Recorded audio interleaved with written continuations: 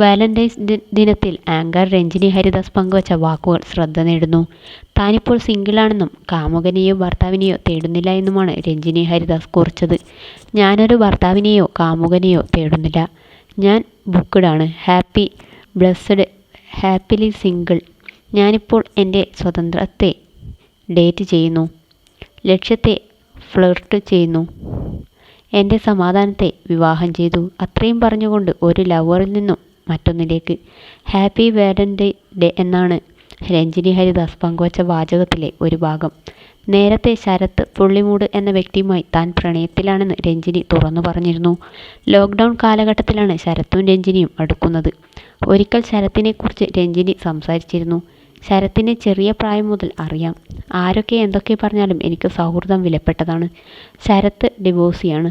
ഞാൻ ഒരുപാട് റിലേഷൻഷിപ്പുകളിലായെങ്കിലും ഒന്നും വർക്കായില്ല. പക്ഷേ ശരത്തുമായുള്ള ബന്ധവും കോംപ്ലിക്കേറ്റഡ് തന്നെയാണ്. സുഗമമായാണ് ബന്ധം മുന്നോട്ട് പോകുന്നതെന്ന് പറയാനാകില്ലെന്നും അന്ന് രഞ്ജിനി തുറന്നു പറഞ്ഞിരുന്നു. ഒരുമിച്ച് താമസിച്ചപ്പോഴാണ് ഞങ്ങൾ പാർട്ട്നേഴ്സ് എന്ന നിലയിൽ ഗംഭീരമാണെന്ന് മനസ്സിലാക്കിയത്. കോവിഡ് കഴിഞ്ഞപ്പോൾ ആ ചിന്തയിൽ മാറ്റം വന്നു. മിഡ് ലൈഫ് ക്രൈസിസിലൂടെ കടന്നു പോകുന്ന കാലത്താണ് ശരത്തുമായുള്ള പ്രണയമുണ്ടാകുന്നതെന്നും രഞ്ജിനി പറഞ്ഞിരുന്നു. ശരത്തിന് എന്നെ ടേക്ക് കെയർ ചെയ്യണം എന്നുണ്ടാകും. പക്ഷേ എനിക്ക് സമ്മതിക്കാനാകുന്നില്ല. ഞാനാണ് കൺട്രോൾ ഫ്രീക്ക്. അതാണ് ഇൻഡിപെൻഡൻ്റ് ആയ സ്ത്രീകളുടെ വലിയ പ്രശ്നമെന്നും അന്ന് രഞ്ജിനി ഹരിദാസ് പറയുന്നുണ്ടായിരുന്നു. ശരത്ത് നല്ല വ്യക്തിയാണ്. എനിക്ക് നല്ല വ്യക്തികളെ ഇഷ്ടമാണ്.